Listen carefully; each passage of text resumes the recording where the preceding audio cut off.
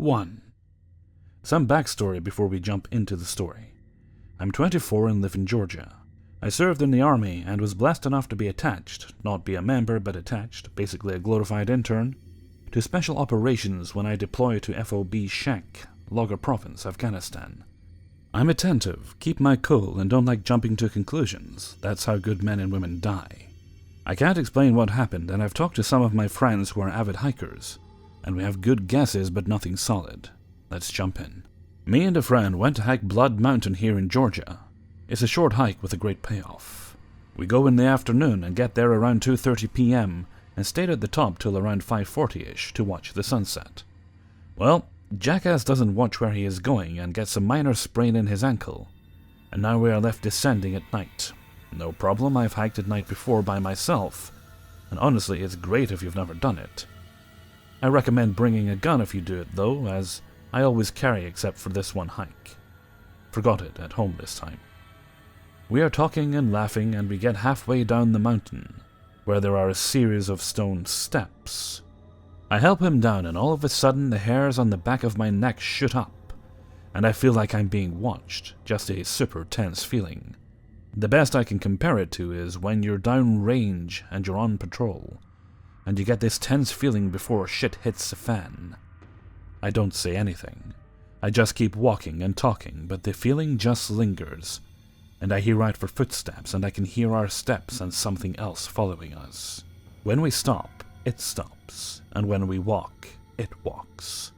I just look around and pick up some rocks just in case.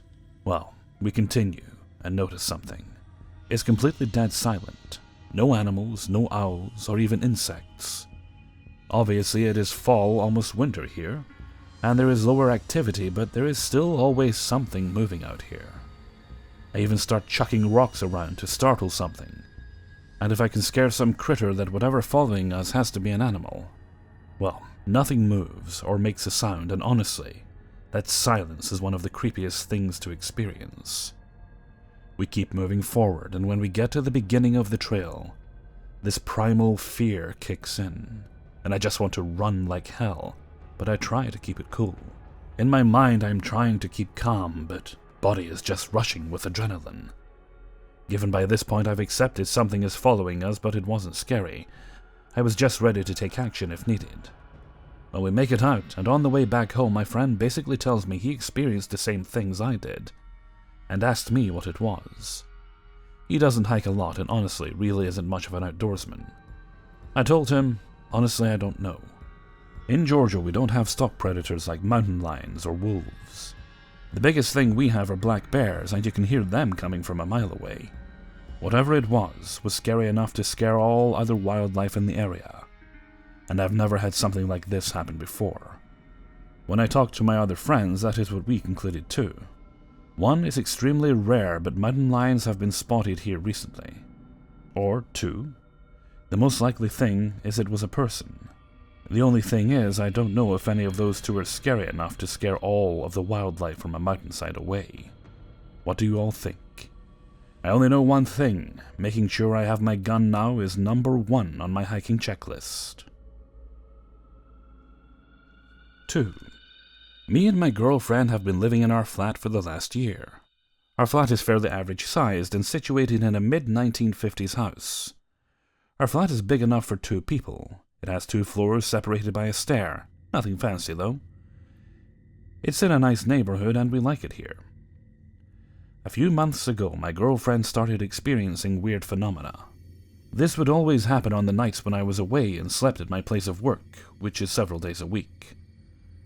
She would hear the sound of feet dragging across the floor upstairs, and eventually she would hear dragging footsteps pacing back and forth by her bed.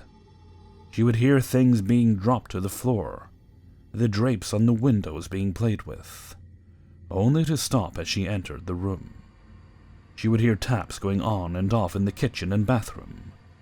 In the middle of these stressful nights, she would fall asleep and have a dream that the night was over and would wake up and go about her day, only to wake up and find it was still nighttime. This would repeat many times throughout the night. She would feel a threatening presence. We wrote this off as to her experiencing stress at work, and not feeling well, and eventually it decreased in frequency. Skip to last night. We were both sleeping at home. My girlfriend crashed hard at the end of the night after being up for 20 hours. I was having trouble falling asleep and eventually started hearing tapping sounds from upstairs.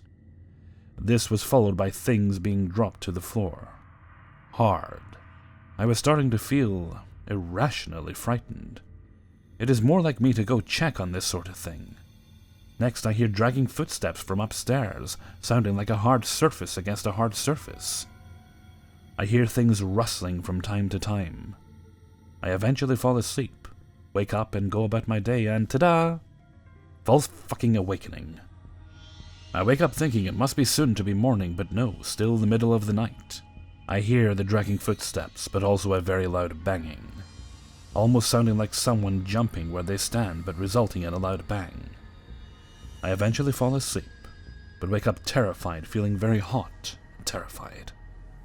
I didn't wake up my girlfriend, and I thought I might be imagining all this, and I'd be an asshole for waking her up, especially as we wrote off her experiences as her being mentally unstable. We talked about my experience this morning, and my girlfriend was shocked at how similar they were, leading to me posting them here. There was no evidence of anything having happened, no mess, no things moved around. I'm very much a skeptic, but intrigued by the possibility of things being paranormal. Do any of you guys have an idea what could be going on here? Suggestions on how to deal with this would be appreciated. Though it might sound exciting to some, it's rather sucky. 3. Between the ages of 13 and 14, the activity at my old house became intensely creepy. By this point I'm used to the watched feeling wherever I go in there, and the footsteps and cupboards banging, especially at night when everyone's asleep. I always suffered bad with insomnia, so I was the one person who heard the extent of the activity. I just had to lay there and pray to God it didn't know I was awake. My sister was the only person in the house that believed what was going on. Mum tried to block it out in denial.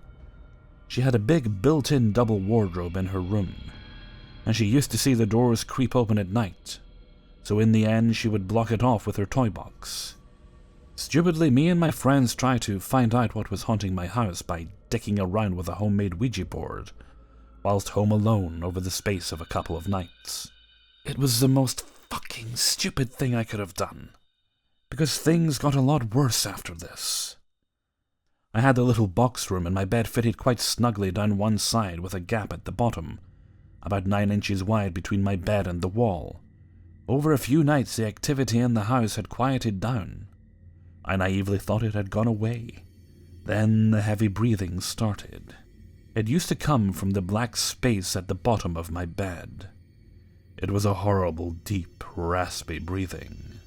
It happened so often that in the end I used to scream for my mum, and she just knew from my hysterical freaking out that something unnatural was happening in my room. And although she refused to admit out loud what was happening, her reaction to it spoke volumes.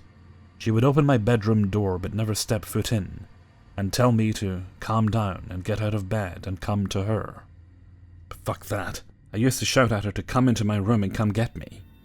She never would. I think she felt it too. I would leap from my bed to the door in one jump. This went on for a few weeks before it got bolder. I remember laying in bed that night, knowing that the air felt heavier than usual. I tucked my feet under my quilt, and didn't dare move or make a sound, so I wouldn't draw attention to myself. Sounds stupid now I write it. The breathing came again, but this time it was next to my bed. Strands of loose hair actually blew across my face with each cool breath, but I couldn't move or make a sound to call for Mum. After a minute or so of this, I felt the length of the quilt on one side of my body tighten, as if pressure was being applied. Then the mattress sunk a little. It was between me and the door, and there was shit all I could do about it.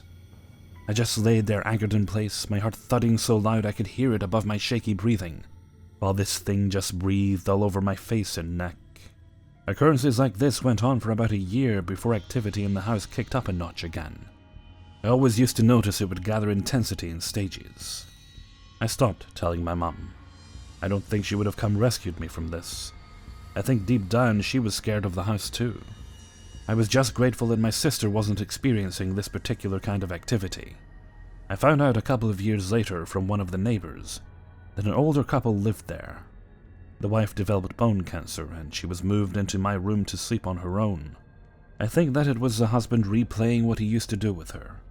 Lay down beside her and comfort her when she was in pain.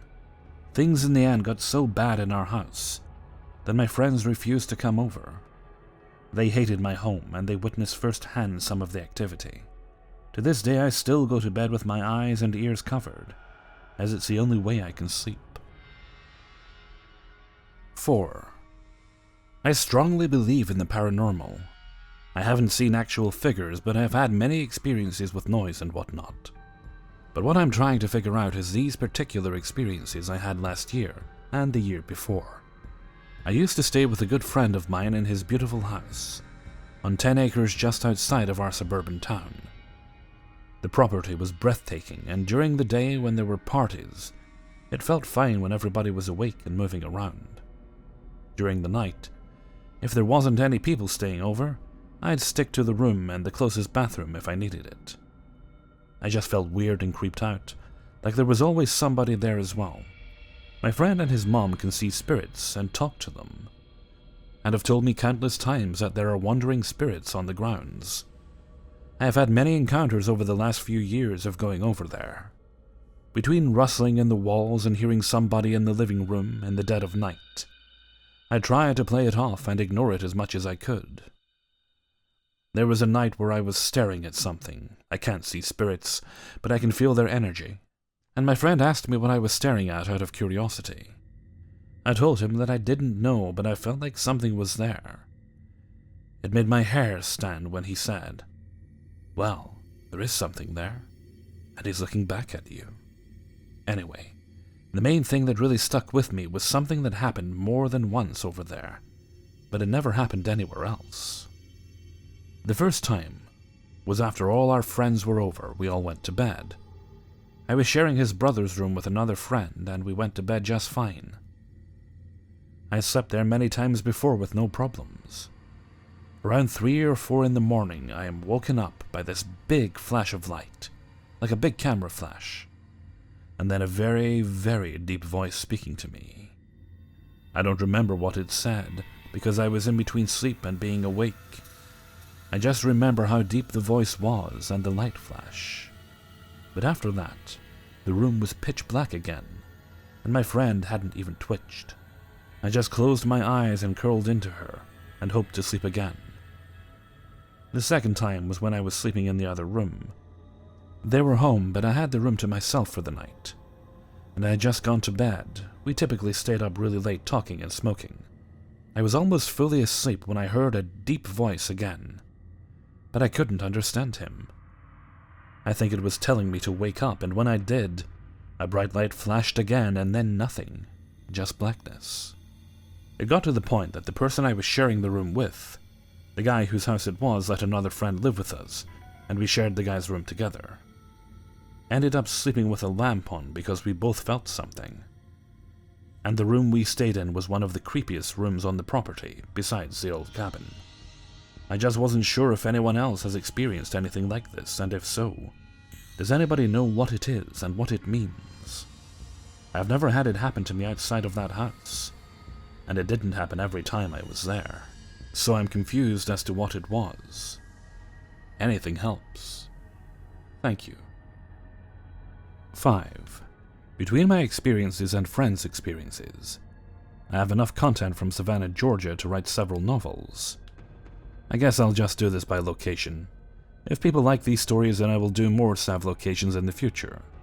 In 1723, James Oglethorpe and his ragtag gang from debtor's prison sailed to Savannah, Georgia in search of a place to start over.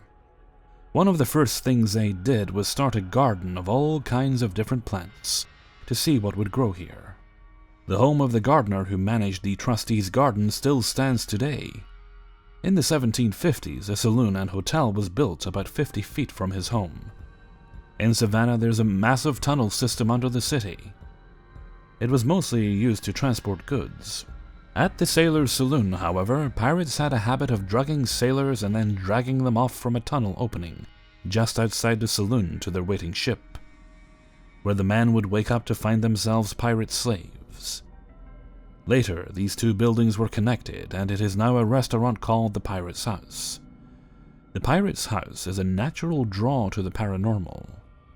Not only is it in the oldest part of Savannah, but it features a saloon and hotel with a violent history, the oldest home in Georgia, which saw at least one horrible death, and 2 tunnel openings.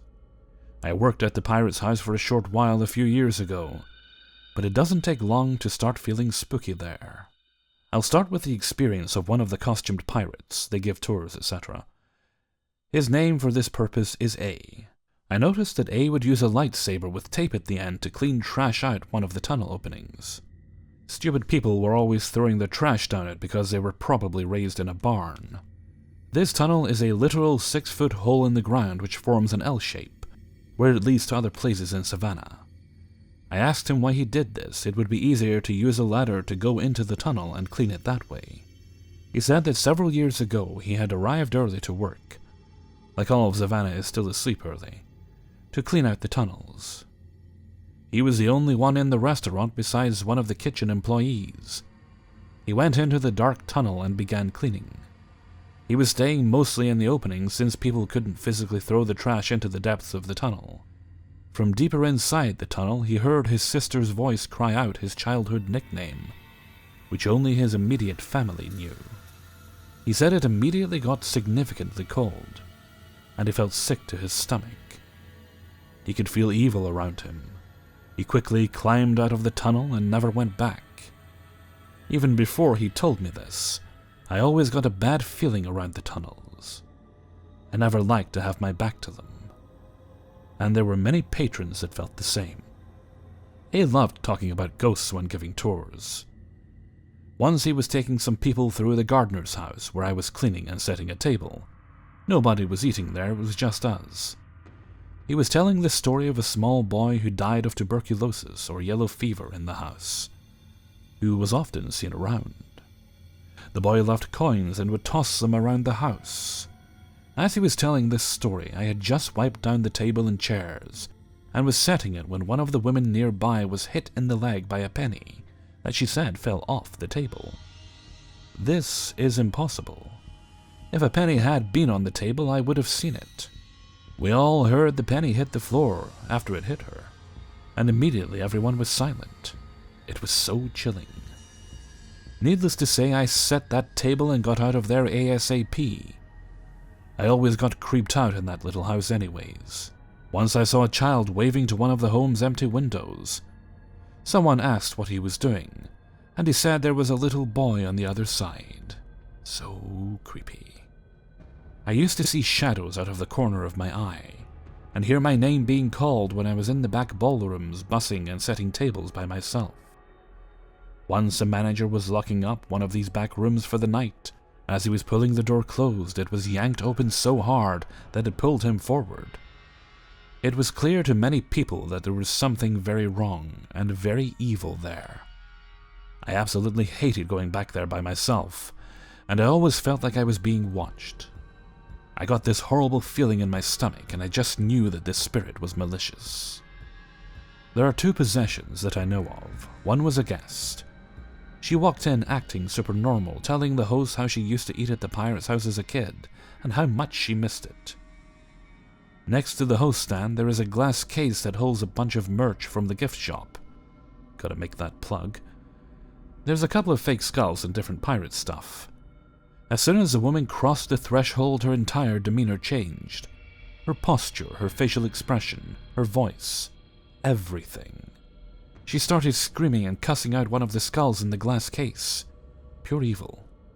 The hosts were really freaked out, and this naturally drew attention from everyone in the lobby area. And they started asking if she needed water, and one of the managers touched her shoulder. As soon as he did that, she went completely back to normal.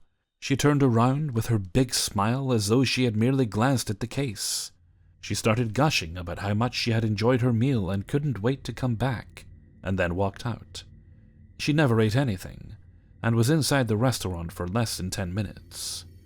The upstairs part of the saloon and hotel was where guests slept. It's now mostly used for storage, but it still has all the original walls, floors, fireplaces, and even some furniture. Guests and most employees weren't allowed up there, but those that were would always try to avoid it because of how creepy it felt. Apparently, it was an entirely different atmosphere to the rest of the restaurant. The floor and stairs creak, and it feels like someone or something is waiting behind every door. The only light is sunlight through the original glass, so it's even worse at night. Hey everybody, Hellfreezer here, and thank you very much for listening to 5 True Paranormal Stories, episode 115. And thank you very much to everybody who allowed me to use their stories in this video. Apologies to those who were expecting a glitch video today, but it was just one of those weeks where it couldn't come together. I'll do my best to get one together for next Thursday. It was a busy day here for me, and very tired as well. And the guys in doing the windows today, to my pleasant surprise, they were done by about 2:30, which was much quicker than I thought, and the mess wasn't too bad. Although by the time they were gone, I was very, very sleepy, so I put up the blinds in the living room, put them up in my bedroom, and thought, okay, at least they're up, the house looks occupied, I'm going to sleep. So, I'll probably wait till the weekend, get everything else sorted. I think I'll need to get something for the kitchen, though. I don't want to put the one that was in there back up, I don't really like it. I'll see what I can find, and maybe I'll get some curtains as well. We'll see. Okay, and with that I'm going to head off for now. So until next time, thank you very much for listening, and take very good care of yourselves.